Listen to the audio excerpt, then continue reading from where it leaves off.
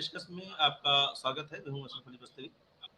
मेरे साथ जो शख्स दूसरे विंडो में दिखाई दे रहे हैं, अब अब्दुल रशीद अगवान साहब हैं। अब्दुल रशीद अगवान साहब ने जामिया नगर में रहते हुए एक लंबे समय तक यहाँ पर वक्त गुजारा और यहाँ की समाजी ज़िंदगी में बड़ा रोल अदा किया और लगातार कोशिश करते रहे कि यहाँ की जो ओखला की ख़ास तौर से जो लोकेलिटी है जिसमें वो रहते हैं, वहाँ पर जो हालात हैं, वहाँ पर जो समाजी हालात हैं, जो जो हालात हैं वो कैसे बेहतर हों, लोगों को किस तरह से समाजी मामलात के लिए जागरूक किया जाए, उनको इन्वॉल्व किया जाए, उसके लिए आपने ये बहुत साल पहले वॉलंटियर्स ऑफ चेंज बनाया, उससे पहले से आप काम करते रहे हैं और उसके लिए बहुत सारी मुहिम्मात चलाई।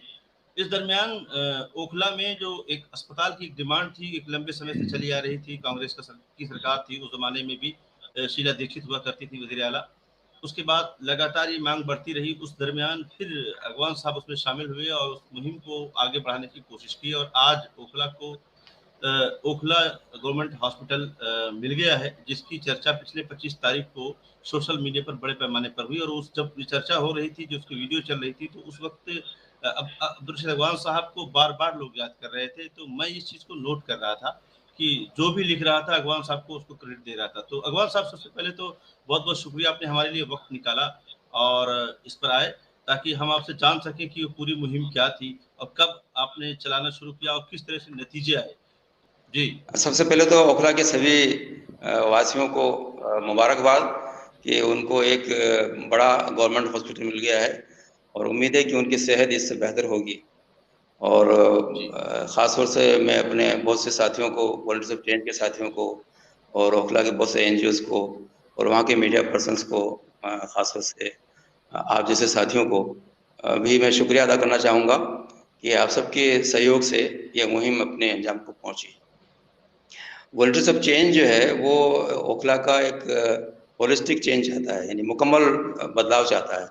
एक क्वालिटी ऑफ लाइफ जो है उसके लिए हम लोगों ने कोशिश की थी कि एक स्लम एरिया में हम लोग माने जाते थे, तो इसमें कैसे क्वालिटेटिव बदलाव आए।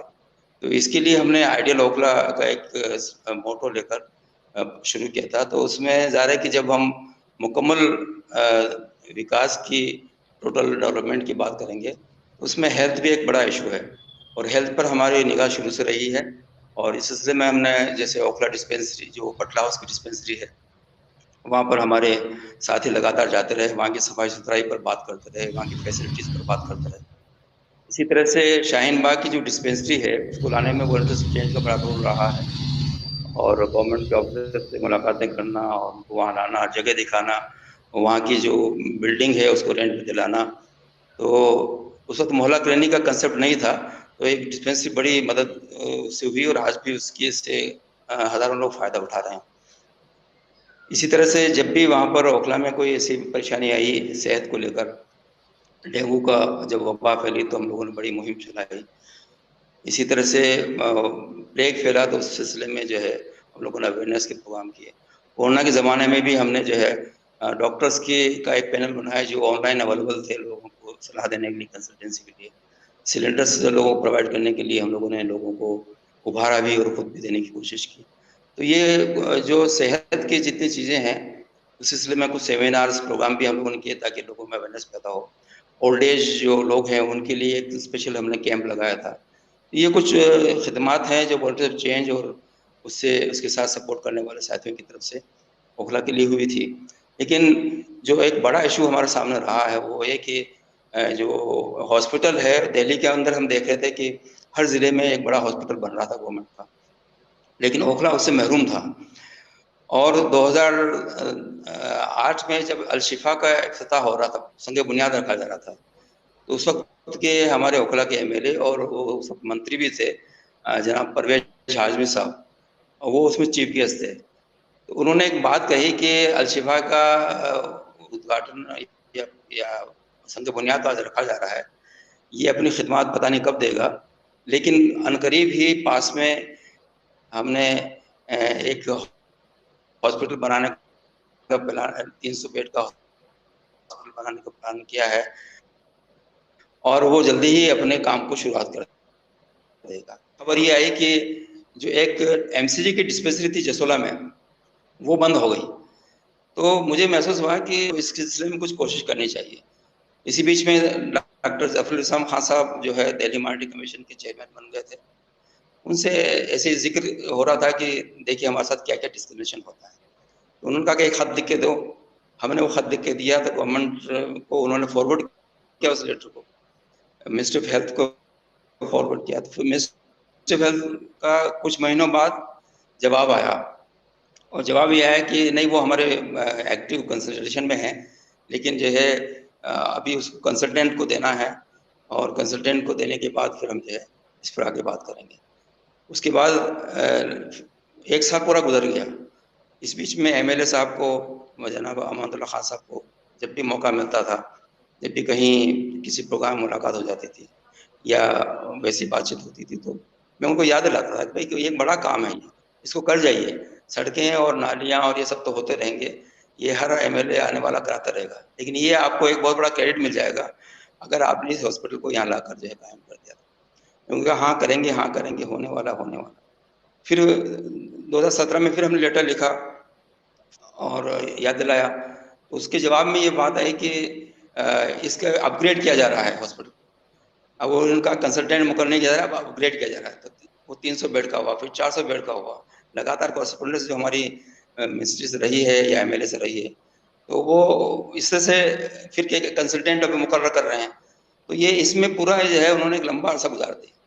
तो 2007 में इसका कांग्रेस ने इफ्तिताह किया था, संग बुनियाद रखा था, 2008 में सॉरी, और 2007 में इसको डीडीए ने सरकार को दे दिया था। लेकिन 2007 से 2022 में जाकर ये जो है अपना अमली रूप इसका सामने हमारे आ रहा है। इस बीच में 2019 के अंदर जो एमपी के इलेक्शन थे, आतिशी मरना जो है वो हमारी एमपी के लिए खड़ी थी आम आदमी पार्टी से। हमने उनसे बाकायदा मेमोरेंडम दिया, चीफ मिनिस्टर को मेमोरेंडम दिया, कॉपी टू जो है आतिशी दिया, copy to MLA Amanullah Khan sahab को दिया, और कहा कि देखिए ये अगर लोकसभा के चुनाव आपको जीतना है साउथ ईस्ट से, तो ये हॉस्पिटल बना दीजिए, क्योंकि 5 विधानसभाएं इससे जुड़ी हुई है। 5 विधानसभाओं में एक बड़ा मैसेज आएगा कि यहाँ पर आपने एक हॉस्पिटल बना दिया, लेकिन वो नहीं हो सका। इसके बाद एक और मुहिम बीच में जो है हमारे साथियों ने वहाँ की फोटो लेकर, जहाँ पर गायें चल रही थी और जमीन खाली पड़ी थी, आसपास के लोगों को मालूम ही नहीं कि गवर्नमेंट हॉस्पिटल के लिए जमीन है। तो वो जब सोशल मीडिया पर डिस्कशन शुरू हुआ, तो बहुत से एनजीओ के लोग जाना शुरू हुए, जमीन को देखना शुरू कर दिया और उस पर लिखना शुरू कर दिया। और सोशल मीडिया की उस मुहिम के नतीजे में ये हुआ कि एक प्रेशर बिल्डअप हुआ, और ये बताया गया कि 300 से अब 400 बेड का हॉस्पिटल हो गया है।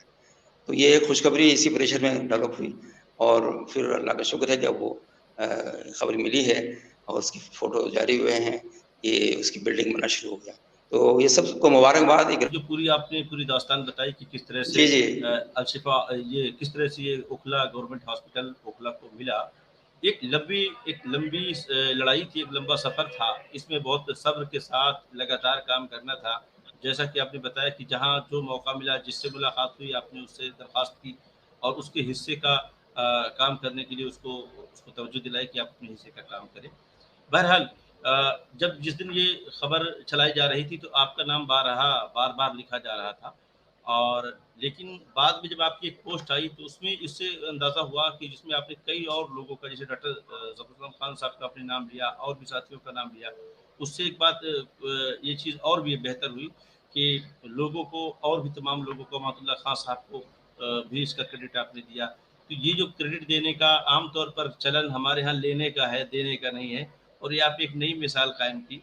आमतौर पे ये हो सकता था कि आप कहते कि हाँ बहुत आप लोगों का शुक्रिया और मेरी कोशिश रंग लाई, लेकिन ऐसा नहीं किया आपने, और आपने सबका जो भी उस वक्त आपको याद आया सबका आपने जिक्र किया। मुझे ये बताएं कि इस तरह के काम करने में, सोशल वर्क करने के लिए ख़ास तौर से बड़े पेशेंस की ज़रूरत होती है। मुख्तलिफ लोगों को एक्टिवेट करना है, उनसे काम लेना है।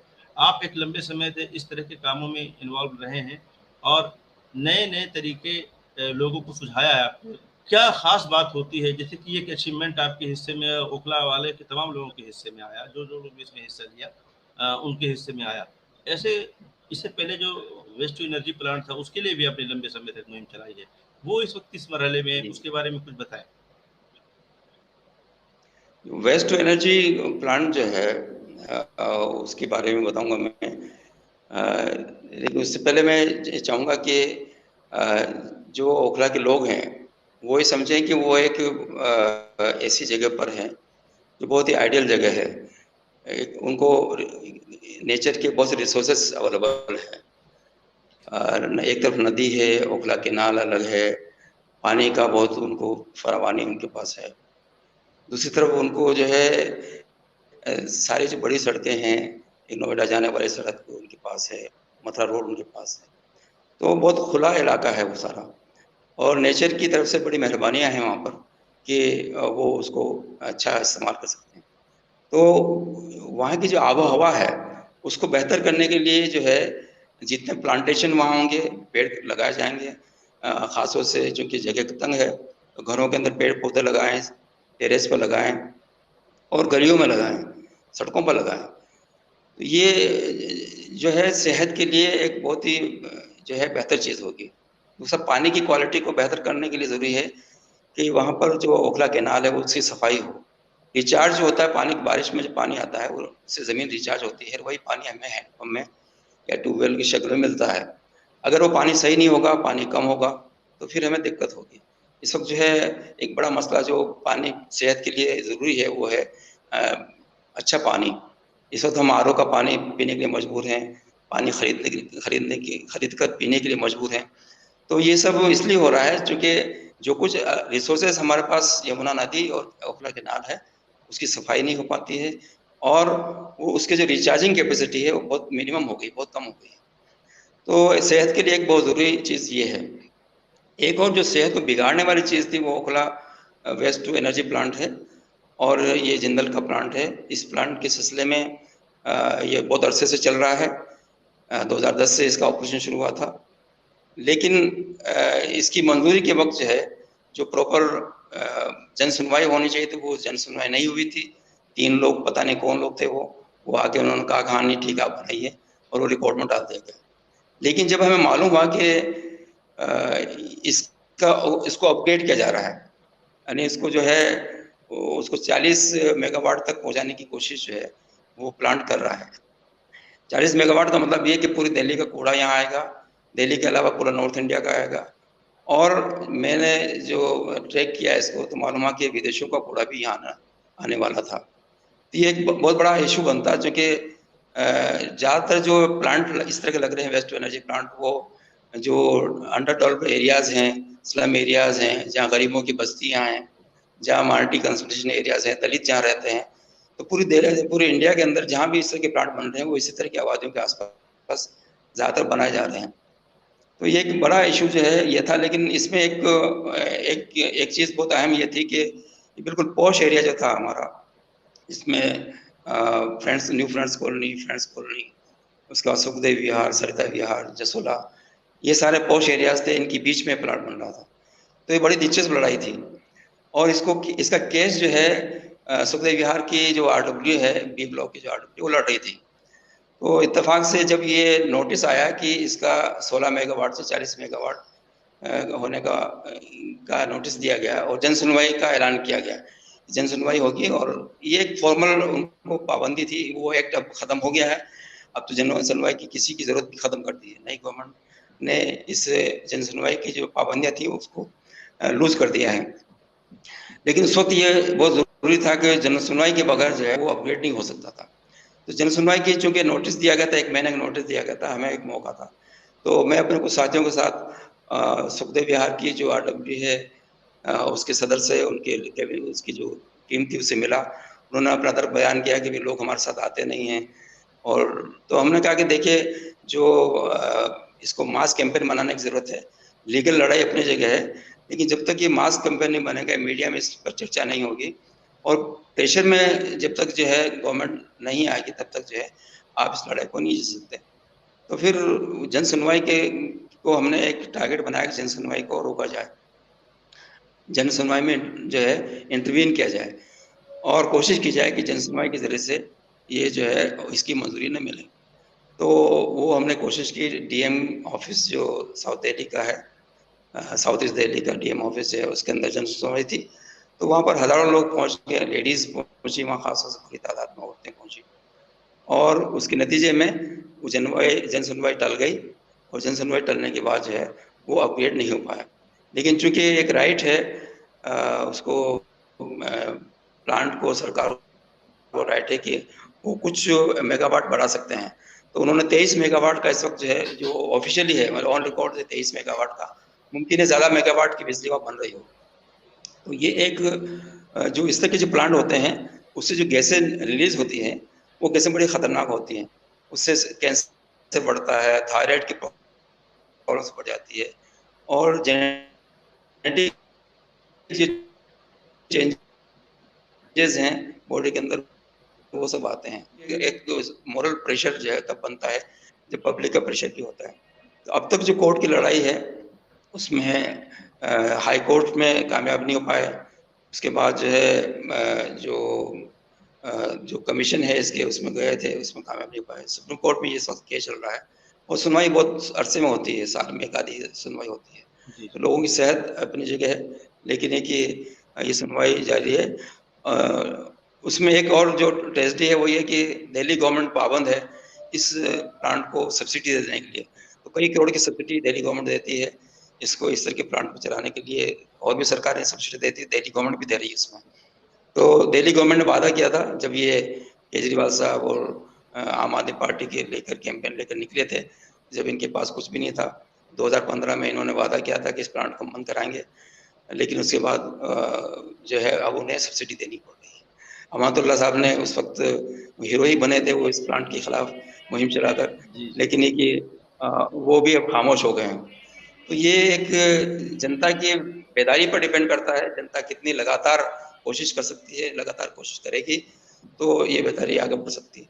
लेकिन इसमें पेंच ये पड़ गया है कि आम आदमी पार्टी कोई जो लोग हैं, खासतौर से जो हमारे पॉश कॉलोनी के जो लोग हैं, वो पॉलिटिकल इश्यूज में फंस गए हैं कि ये आम आदमी पार्टी का रोल है इसमें, कोई कहता है बीजेपी का रोल है, और उससे ऊपर उठकर जब तक बातचीत नहीं करेंगे, क्योंकि सारे पॉलिटिकल पार्टीज के जो इंटरेस्ट हैं वो कैपिटलिस्ट के साथ जुड़े हुए हैं, और जब तक हम अपनी लड़ाई को कॉमन ग्राउंड पर नहीं लड़ेंगे तब तक हम कामयाब नहीं हो सकते। जी।